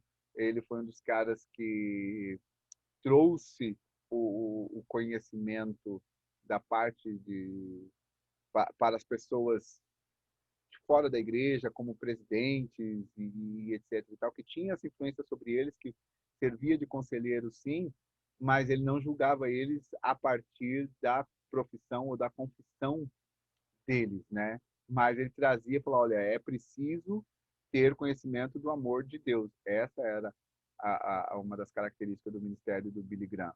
Tá? Então a gente pode ver isso. E o evangelista ele tem isso, ele vai pregar de que a salvação está disponível através de Jesus Cristo, o Filho. Né? Esse é o cerne da pregação do Evangelho. Né? Pregar o Evangelho, literalmente, é você anunciar as boas novas. E qual que é as boas novas? É de que Cristo veio ao mundo para salvar o homem pecador. Né? Então, essa o cerne da pregação do evangelista. Às vezes, hoje em dia, você vê pessoa que está na função de evangelista, mas que ele prega doutrina, ele prega, faz trabalho de profeta e etc. E tal, um monte de outras coisas, né? Ao invés de pregar a Cristo. Né? A gente vai ver que o evangelista, ele também, né, dentro do seu trabalho ali, ele tem uma das características que a pregação dele é com demonstração de poder. Isso quer dizer, sinais, maravilhas, milagres, ela acompanham, porque Jesus ele fala lá, olha, ide por todo mundo e pregai o evangelho a toda criatura, e esses sinais seguirão os que crerem. Né? Então, uma dos comissionamentos é exatamente isso. É por isso que eu acredito que muitas das vezes, quando todos vocês já tiveram oportunidade de viajar em viagens missionárias, né? E de a gente sair, pregar, e coisas que não acontecem na igreja, coisas que não acontecem quando a gente está aqui, né? Acontece no campo. Tipo, na igreja é uma luta, um suador danado para você expulsar um capetinha. Chega lá na rua, né, conforme você vai, e parece que você fica imbuído de maior autoridade que você fala e coisa ruim foge, né? Mas por quê? Porque não tem a ver com a gente. Quando eu vou e cumpro o chamado do evangelista, o poder do Espírito está ali para confirmar, né? Se não me engano, confere para mim. Se não me engano, é Marcos 15, 20, que fala que o poder de Deus era com eles, ou testificava com ele, ou o Espírito Santo testemunhava com eles. Uma coisa mais ou menos assim, diz o texto. Né? Então, quem achar, só abre o microfone e fala. O evangelista, então, ele é esse dom que Deus deu para a igreja, e também, né, o evangelista é mais um daqueles que não adianta eu ir para um instituto bíblico para me tornar evangelista. Não adianta eu ir estudar para me tornar evangelista. Deus põe o chamado. A consequência é isso, Deus põe o chamado. Eu, como evangelista, eu vou estudar a Bíblia, porque eu estudo a Bíblia, eu tenho ali a mensagem do evangelho para poder pregar. Alguém achou? Aqui ou 16? Peraí, deixa eu ver aqui. É Marcos, deixa eu ver se acho que 16. Peraí. Deixa eu abrir aqui e aí eu já falo para vocês o texto que eu estava falando. É 16. 16, 20, ele diz. E eles, tendo partido, pregaram por todas as partes, cooperando com eles o Senhor e confirmando a palavra com sinais que se seguiam. Né? Tem uma das versões que ele diz, e cooperando com eles o Espírito Santo. Né? Confirmava a palavra. Ou confirmando a palavra o Espírito Santo. Uma coisa mais ou menos assim. Né? Então, essa é o trabalho e a função do evangelista. O que é que a igreja precisa fazer? E aí eu torno novamente a falar, como é que acontece? Eu preciso ouvir aquilo que você tem como chamado. No seu trabalho, como igreja, a gente reconhece o seu chamado, né? Todos sempre isso. Por que Deus nos fez corpo? Porque a sua atuação, ela não depende eu só posso fazer se eu for ungido para. Não, você é chamado para, você começa a fazer, a igreja reconhece, e aí faz aquilo que está em Atos 13. Imponham-lhe as mãos, os liberam para a obra que tinham que fazer. Mas quem chamou foi o Espírito Santo. O evangelista é aquele cara. A maneira como Jesus coloca em Mateus 9, 37 e 38, ele fala o seguinte: a seara verdadeiramente é grande, mas os trabalhadores são poucos. Ore ao Senhor da seara para que ele possa enviar trabalhadores para a sua seara. Então, minha oração na igreja tem que ser essa, tipo assim, Deus, envia evangelistas. Inclusive, no ano passado, essa foi uma das minhas orações. Levanta mais evangelistas. Para quê? Para que a igreja possa ir e continuar fazendo, né? Por quê? Porque se eu saio para fazer uma coisa, uma ou outra vai ficar vago o lugar, né? Então, eu vou tomar tempo para vou dar um exemplo daquilo que acontece comigo, né? Às vezes, por exemplo, nessa questão tecnológica, eu acabo tendo uma mão um pouquinho em tudo, uma visão mais ampla de tudo. Então, qualquer treta que dá, a primeira pessoa que o pessoal chama para resolver sou eu, né? E aí, tipo, quando eu resolvo aquilo ali, existem outras coisas que eu tenho que fazer como pastor, que eu não vou fazer porque eu estou resolvendo isso aqui. Entendeu? Mas por que eu estou resolvendo isso aqui? Porque eu preciso disso feito para realizar essa outra aqui. Quando a gente tem, então, é a mesma coisa. Se eu tenho alguém com chamado evangelista, ou de profeta, né, ou de missionário, né, aspas, apóstolo, se eu tenho essa pessoa, ele pode ir fazer. Eu não preciso me preocupar em ir para plantar a igreja num determinado lugar. Por quê? Porque eu tenho um missionário, eu tenho um apóstolo que ele é enviado para lá, e lá ele planta, e ele edifica, e ele trabalha, sem necessariamente precisar aquela coisa do pastor que está indo lá para fazer todo esse trabalho. Por quê? Porque ele foi levantado por Deus com essas habilidades e vai desenvolver o trabalho e a coisa vai acontecer, né? Então, essa é a característica. E para encerrar aquilo que eu falei, né? Que eu falei que eu falaria um pouquinho de Filipe, por exemplo. Filipe, ele começou como um dos 7 que foram escolhidos. Lá, lembra quando foram levantados os diáconos, né? Então, Filipe estava entre eles. Em Atos 6:3, a descrição que sejam de boa conduta, cheio do Espírito Santo e de sabedoria, né? E aí Filipe foi levantado entre esses que entraram ali como diáconos para servir as mesas, para cuidar das pessoas. Aí, se você abrir lá em Atos 8,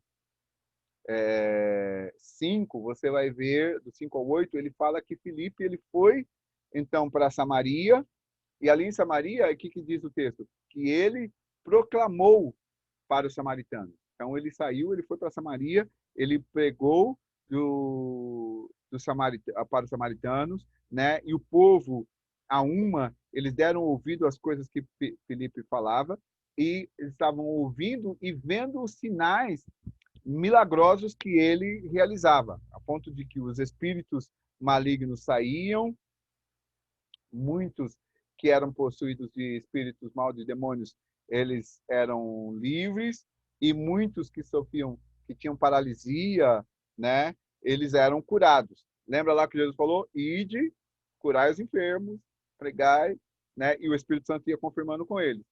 Aí Filipe foi e fez isso, né? E aí o Filipe, depois, né, mais tarde, ele sai de Jerusalém, ele se muda para Cesareia. Alguém abre aí Atos 21:8. E a gente vai ver ali o que é que o texto fala e como é que o nome dele muda agora. Filipe que foi eleito para ser diácono. Mas, conforme ele foi trabalhando, o Espírito Santo foi trabalhando através dele, ele que foi lá, começou com destaque para servir a igreja, e esse, inclusive, era uma das características dos diáconos aqui, né? Que todos eles eram cheios do Espírito Santo, significa você ouve do Espírito, você serve as mesas, mas você precisa ser cheio do Espírito Santo. Olha só o que ele fala aí no verso 8. Alguém achou? Achei. No dia seguinte, partimos e fomos para Cesareia. E entrando na casa de Filipe, o evangelista, que era um dos 7, ficamos com ele. Então, era um dos 7 qual? Aqueles 7 que foram eleitos como diáconos. Né? Então, por isso que eu falei, tipo assim, às vezes você começa num determinado trabalho e Deus ele se encarrega de fazer essa transição. Por isso que eu falei, a gente não tem que estar atrás do título da posição, mas de ser obediente à voz de Deus daquilo que ele está falando. Porque senão, aí o que eu faço? Estou aqui no Novo Testamento. Não, mas eu tenho que ser evangelista, porque lá no meu teste de dons ali deu que eu sou evangelista. Mas o pastor não me deu a carteirinha de evangelista. Então, eu vou sair da igreja ali, eu vou lá para aquela igrejinha que está abrindo, porque eu chego lá e eu já me torno evangelista, ou eu vou ocupar essa ou aquela função, blá, blá, blá, blá, blá, seja lá o que eu quero. E às vezes é onde as pessoas erram. Que o período que precisava para ela ser fundamentada, solidificada, crescer e se tornar aquilo que Deus falou, né? Em vez de ela entrar dentro do chamado de Deus, ela quer correr e passar. Que é aquilo que Paulo falou, ó, cuidado, né? Quando ele está falando sobre o presbítero, né? Ele fala, olha, que ele não seja neófito para não ser enredado as redes do diabo. Às vezes, a minha percepção, né? Quando a gente vai fazer evangelismo na rua, que você está trabalhando com o pessoal do mundo das drogas, o que é que a gente percebe? Você chega lá e fala, poxa, mas tem alguém lá que é evangelista, tem alguém lá que é presbítero, ou que foi pastor, etc. e tal, e que foi parar no mundo das drogas. E como é que pode isso? Você vai pregar para o cara e o cara sabe um monte de Bíblia. Mas por quê? Porque às vezes ele não foi não aconteceu com ele como aconteceu com o Timóteo, de ser trabalhado, ser levado até o ponto de que ele pudesse ocupar aquilo para o qual ele foi chamado, né? Em 2 Timóteo 4:5, Paulo fala, sofre comigo as aflições e faz a obra do evangelista, né? Então, por quê? Porque ele estava passando sobre isso para fazer o quê? Para que tenha plena prova do seu ministério. Então, esse nosso processo de crescimento no chamado, no ministério, a gente passa por todas as coisas, entendeu? Você vai passando, você vai crescendo. Eu falo que hoje eu consigo entender que o meu passar por todas as coisas na igreja me deu uma visão, tipo, nem sempre tive títulos, mas me deu uma visão sobre como tocar um pouquinho em cada uma das coisas. Eu sei qual é o trabalho do diácono, eu sei qual é o trabalho do evangelista, eu sei qual é o trabalho do professor da escola dominical, eu sei qual é o trabalho do pastor, eu sei qual é o trabalho do porteiro, qual é o trabalho. Em todas as áreas você consegue fazer ter essa visão, né? Embora minha vocação principal é o proclamar, conseguir abstrair a aplicabilidade do que as escrituras estão dizendo, né? Que seria semelhante ao dom da sabedoria, que você consegue olhar e ver e fica fácil você reportar, tá, esse texto diz isso, aquilo, a prática, né, do que o texto tá dizendo. E isso serve porque quando a pessoa pede conselho, você fala, a Bíblia fala isso e isso, isso. Né? E aí você consegue auxiliar a pessoa com aquilo com um modo prático, porque você dá para ele uma palavra de sabedoria, que as pessoas às vezes confundem com a palavra de conhecimento, mas você dá para ele uma palavra de sabedoria que é a aplicabilidade do que as escrituras estão dizendo. Ok. Deixa um pouquinho para a semana que vem. Acho que eu já falei bastante.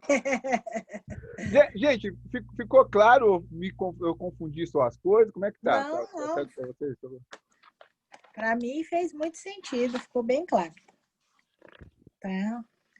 Eu estou entendendo bem. As meninas, como é que vocês estão? Lembrei? Chovi muito no molhado ou o quê? Foi muito claro, não deixou dúvidas. Para mim também. Ah. Só vou lembrar aqui, então, que o dom da Lucimeire, eu peguei os que deram os resultados mais altos, né? Sim. Então, o da Lucimeire deu dom do serviço e a habilidade de atividades artísticas. Quem mais que estava? A Kátia, né?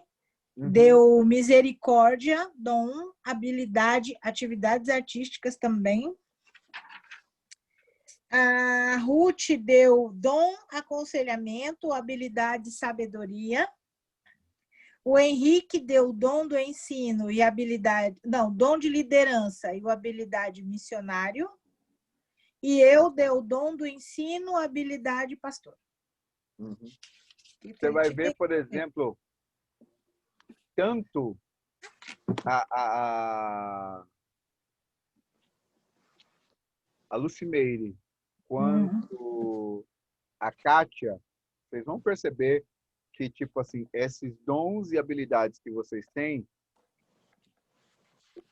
dentro dos 5 ministérios que eu estou falando aqui, vocês trabalhariam muito próximo do evangelista. Então, vocês devem ter uma grande ênfase no grande frigir dos ovos, assim, vamos dizer, com a questão do evangelismo. Você se sente muito melhor, por exemplo, falando com as pessoas de fora e servindo e, através do serviço, levar a Jesus, do que, por exemplo, trabalhando dentro da igreja e pregando, ou, por exemplo, dando aula de escola dominical, ou qualquer coisa. O segundo da Lucimeire deu o dom, contribuir, atividade e habilidade evangelista. E eu gosto mesmo. Eu tenho uma grande facilidade em conversar com pessoas que eu não conheço. E aí, se me coloca na igreja, me dá um microfone, manda falar com pessoa que me conhece, parece que não sai nada, mas com estranhos, vai que é uma beleza. Uhum. Tá muito ligado para isso, né? Assim como o da Kátia. O da Kátia também, né? Porque o dom de misericórdia, ele te ajuda a olhar a necessidade do outro e entrar com esse suprimento, né? As próprias habilidades artísticas dá para você abertura para com as pessoas, né? Porque a arte ela tem isso, né? Ela conquista. Embora a Lucimeire falou tipo assim que a habilidade dela maior é cozinha, a habilidade artística que ela explora é o cozinhar. Mas eu me lembro de que, sem conhecimento nenhum, você fez a decoração lá para o evento das crianças. É verdade. Que ficou parecendo que você trabalhava lá, sei lá, no SBT, na Globo, como... Então, eu fiz o cenário. E ontem veio uma pessoa aqui que me pediu para ajudá-la a fazer a decoração, e aí nós ficamos aqui até anoiteceu fazendo uma decoração para crianças. Eu estava de outra igreja, e ela veio aqui para eu ajudá-la a preparar uma decoração. Entendeu? Mas isso é o quê? Exatamente essa habilidade artística. Tanto é que o ambiente que vocês fizeram naquela vez lá, a Ruth estava presente, eu vi só pelas fotos, etc e tal, mas a impressão que me deu, tipo assim, o próprio ambiente, ele pregava. Tipo assim, as crianças devem ter se esbaldado naquele ambiente, né? Depois, Ruth, por favor, confirma para mim, né? Por quê? Porque ele trazia a imagem exatamente para isso, porque essa é uma das questões, quando a gente olha a habilidade das artes, o resgate das artes, ele traz exatamente essa questão, a questão visual, a questão da imagem, ele prega sem palavras. E isso faz com que as pessoas, tipo, cara, eu não sei, mas isso aqui tá falando isso para mim.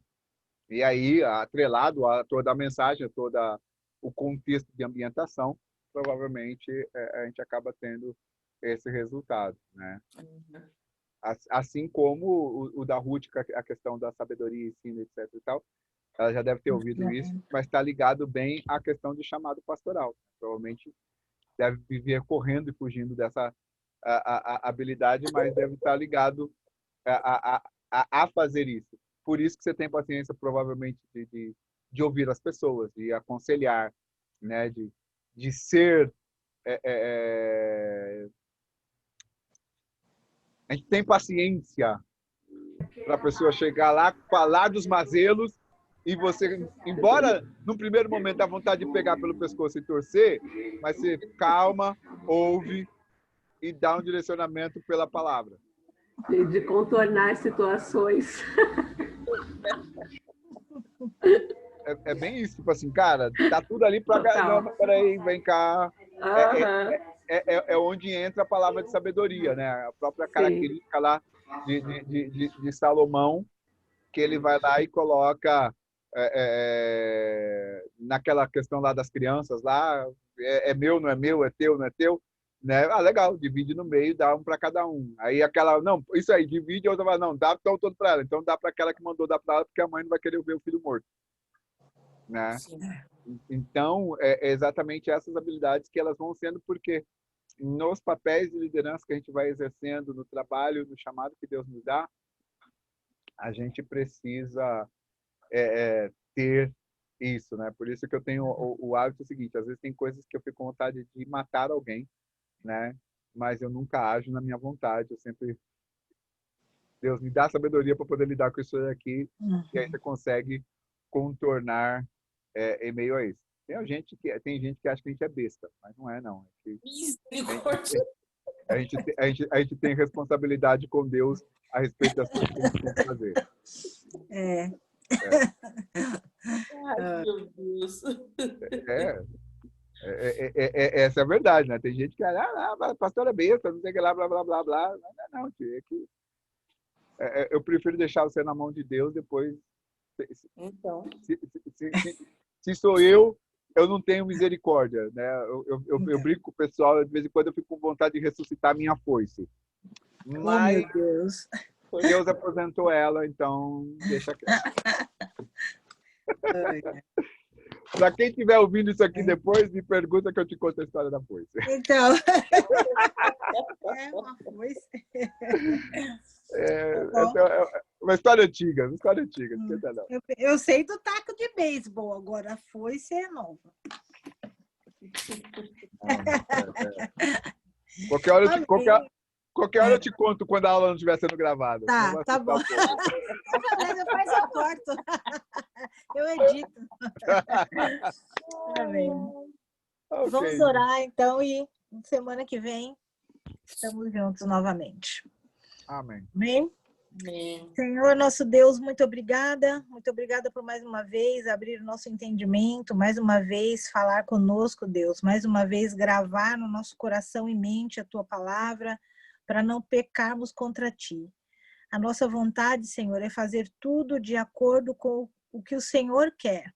E muitas vezes nós tomamos a frente, deixamos a nossa carne, a nossa limitação humana tomar a frente, mas nesse momento nós entregamos e consagramos a Ti os nossos dons, as nossas habilidades, Deus, elas são Suas, elas são um presente Seu para nós, por isso nós queremos usar de acordo com a Tua vontade. Usa-nos, Senhor, para louvor, honra e glória do Teu nome, é para isso que nós somos chamados e é a isto que nós estamos dispostos. Por isso estamos buscando saber mais, aprender mais, Senhor, para fazer com eficácia, para fazer com louvor, para que o Seu nome seja glorificado. Porque a Ti, Senhor, toda a honra, toda a glória, todo o louvor e toda a adoração. Glorifica o Teu nome através dos nossos dons e das nossas habilidades. É isso que nós pedimos, Senhor, com perdão dos nossos pecados. Amém. Amém. Amém. Amém. Amém. Olha, eu só quero dizer que eu estava aqui, sim, escutei sobre Atos, e como eu não respondi ainda o questionário, né? Eu não tenho, mas eu prometo que eu vou responder. Quero saber a história depois, viu, pastor José? Eu tô quietinha aqui, sem microfone, mas olha, não perdi nada, e é sempre engrandecedor. Amém. Amém. Amém. É que essa história aí é o velho Josué, deixa pra lá.